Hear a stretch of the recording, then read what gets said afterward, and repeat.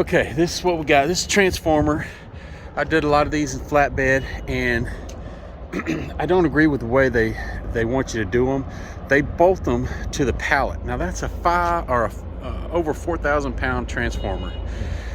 They bolt it to the pallet, 4 bolts, and they only want you to put 1 strap over the front of the pallet and 1 strap over the back. They don't want you to put anything on the transformer.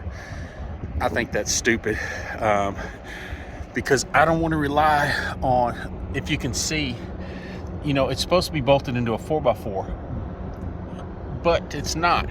It's bolted into a 2x4 down there. So you got 4,000 pounds pulling on a 2x4, sticking that far up in the air. So I go ahead and I put a strap over at least the bottom front part of that thing to hold it down. So we're on the road. Let's get out of here.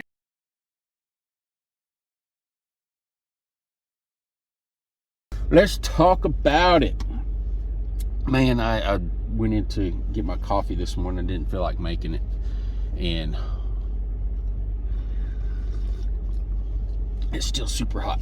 So, TAs and Petros. I love TAs and Petros because, in my opinion, they are built for drivers. They have more pumps, they have more parking spots, they have more amenities usually inside, showers, place to wash your clothes, place to sit down and watch TV, what have you. Usually, sometimes multiple restaurants, but they also have the store outside specifically for the truck drivers, where they have like the little what do they call it, the food that they make themselves out there that's really good. But anyway, 99 times out of 100, I walk in the morning and I get a cup of coffee. I walk up to the counter and they say, "Is that all you're getting?" I'll say, "Yeah." And then they say, "It's on the house." Thank you. And I'll thank them, all that good stuff. This morning, I walk in. As I walk through the door, the 2 cashiers, they're talking la, la, la, la, la, la, back and forth. I walk over, I say, "Good morning." They don't even stop. La, la, la. I walk over, get my coffee. I walk back and I'm standing there with my coffee in my hand, and they don't stop talking. La, la, la. For literally almost 2 minutes, they kept talking, and I'm sitting here thinking, is your daughter's mental problems what I want to hear about this morning? Not really, but I'm patient. I sit there and wait, and I'm expecting her to turn around and say, "Oh, is that all you're getting? It's on the house." But she doesn't turn around. She's continually talking about her daughter, and she types in the price on the cash register. She said, "Oh, that'll be $260," and continues to talk. I was like, really? Is this the customer service that I should expect? But I paid for it. I don't mind paying for it. But I don't want to listen to a conversation about your daughter's anger issues while I'm doing it.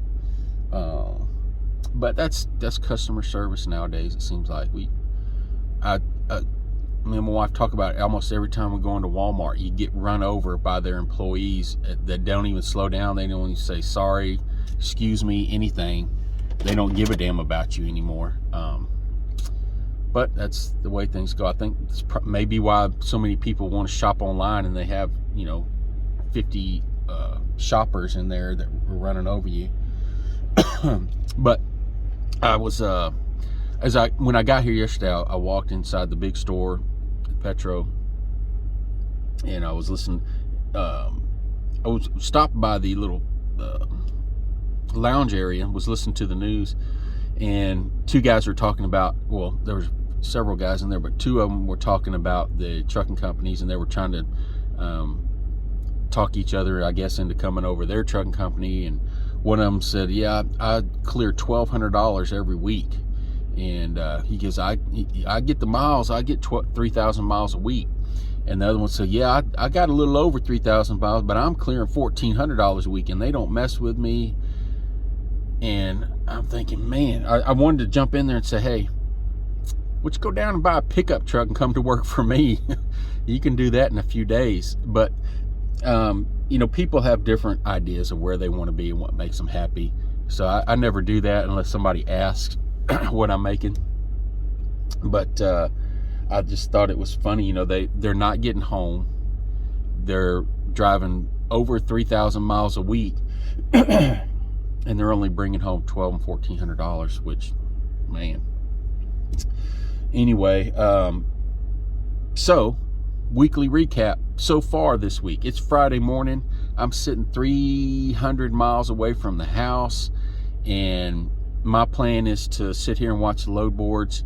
I can go deliver here in just a few minutes, and I'll do that. I've got load on the truck, and I'm about 5 miles away. And my plan is either I get a good paying load that takes me right back to the house and I can be home today, or if that golden ticket drops on the load board that's paying a very good rate and has a lot of miles on it, and I can make a lot of money over the weekend, I'll jump on that. But for the week, 2,000 miles as I sit here. 2,000 miles I've driven for the week. Really super easy miles. Love it. $2,650 gross. And I've had people comment, you know, the super truckers get on my channel and oh, you're not making enough money. But here is the thing that they're not thinking about. I did my own oil change last weekend. Took me about 30 minutes. My wife helped me, and it cost about $50 for an oil change. $50. This week, for 2,000 miles, I've paid $350 for fuel. That's it, $350. If you divide up my truck payment and my trailer payment into 4 weeks, I'm still making over $2,000 on $2,650 gross. And you know, that's probably a little over 75% of taking home what I make.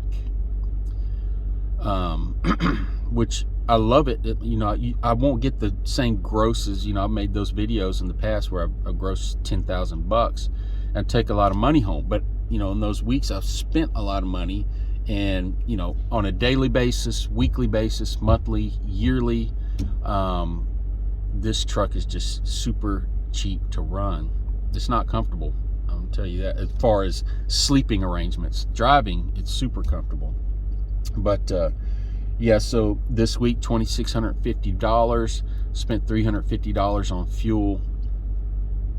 Fuel prices are coming down, and yesterday I saw a huge dip in diesel prices. So fortunately for all you guys driving those diesel trucks, you're finally getting a break.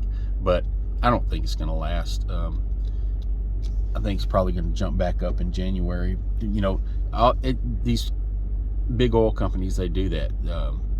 When, you know, demand goes down, prices go down, and then they're like, oh, wait a minute, we got to cut supply, and then prices go back up. So anyway, I'm going to deliver over here, keep an eye on the load board, and see where we end up.